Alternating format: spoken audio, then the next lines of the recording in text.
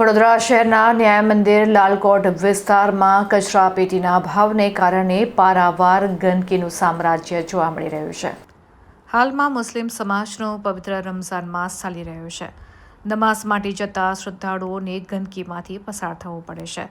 વિસ્તારમાં એટલી દુર્ગંધ ફેલાઈ ગઈ છે કે લોકોને નાક ઉપર રૂમાલ બાંધીને પસાર થવું પડે છે।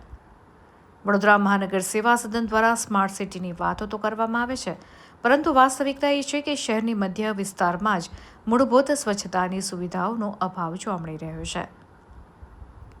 આસપાસના રહીશો દ્વારા જાહેર માર્ગ ઉપર કચરો નાખવામાં આવતો હોવાથી ત્યાંથી પસાર થનાર નાગરિકોને ભારે મુશ્કેલીઓનો સામનો કરવો પડી રહ્યો છે। ત્યારે જો તાત્કાલિક અસરથી અહીં કચરાપેટીની વ્યવસ્થા કરવામાં નહીં આવે અને નિયમિત સફાઈ કરવામાં નહીં આવે તો વિસ્તારના નાગરિકો આગામી દિવસોમાં વડોદરા મહાનગર સેવા સદન ખાતે જઈને મોરચા સ્વરૂપે આવેદનપત્ર આપશે।